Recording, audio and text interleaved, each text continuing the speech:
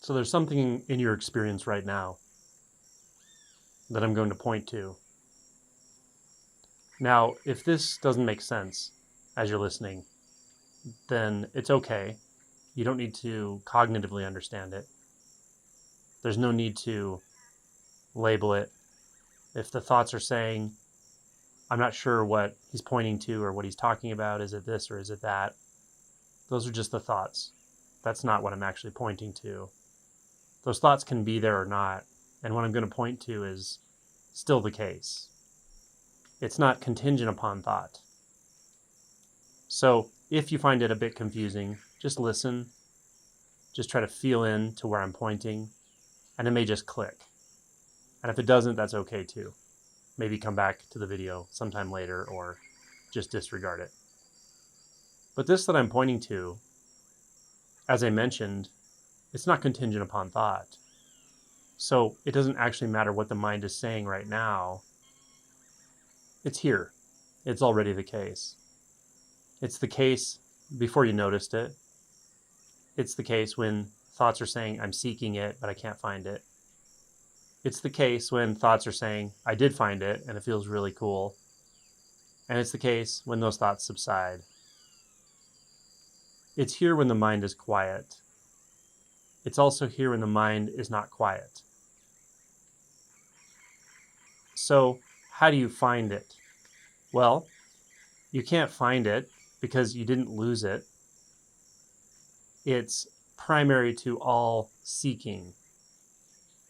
You might say it's where the seeking feeling or the seeking thought arises from, but even that makes it seem contingent upon a certain location or a certain set of conditions.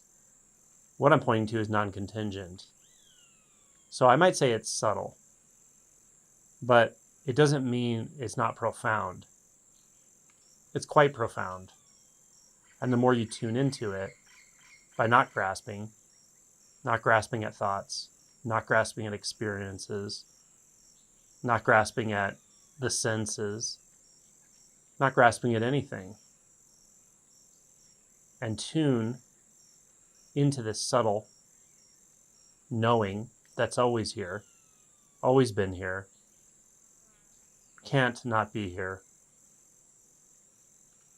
the more profound it feels, the more, let's say, interesting it gets, but not intellectually interesting. Interesting because it permeates our very being. It permeates the experience of being alive right now.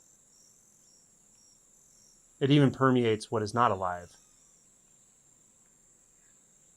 It's so primary, it's so simple, that it's not even contingent upon life or death. It's not contingent upon real or unreal, because those are ultimately conceptual. So what I'm pointing to is the summation of your entire experience right now, and it's no specific part of your experience. It has a certain fluidity where it's all of experience, any part of experience, and no specific part of experience. And it's also where no experience has ever touched. It's so subtle that even experience is too gross, or it's saying too much. So this subtlety, this subtle place, is here all the time. Always. You don't need to try to maintain it. You don't need to try to grasp onto it, hold onto it. There's not a practice you need to cultivate it. It's already the case. So since it's already the case, the moment you remind yourself of it or are reminded of it, and don't even worry about how that happens, you're fully in contact and you're knowingly in contact. So touch in again and again when it occurs to you to do so. When you sit and the mind gets quiet and the body gets quiet, that produced silence or manufactured silence through meditation is fine. But it doesn't even touch what I'm pointing to, because this subtlety, this subtle truth, is not contingent upon whether the mind is quiet or making noise or the body is still or moving. However, when the mind is quiet, we're often able to be more continuously, knowingly in contact. So just relinquish yourself to this. Relinquish all of your agendas to this. This is the long and short of the spiritual endeavor. It happens right now.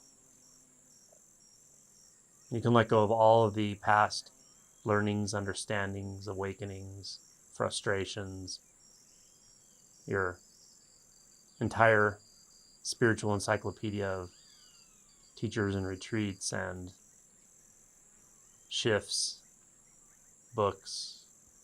You don't need any of that here. Isn't that wonderful? So we're left with just this. This doesn't point to anything specific. There's no term for it.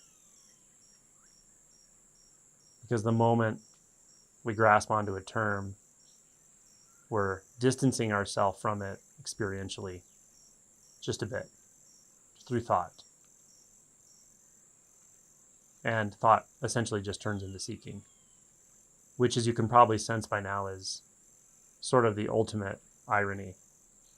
Seeking that which was never lost, never could be lost, accommodates all movement and stillness. So that's it. Follow the contours of the contourless. Listen to the sound of no sound. Feel the sensations that exist nowhere. Feel the being that has no specific location, no specific texture, no specific quality.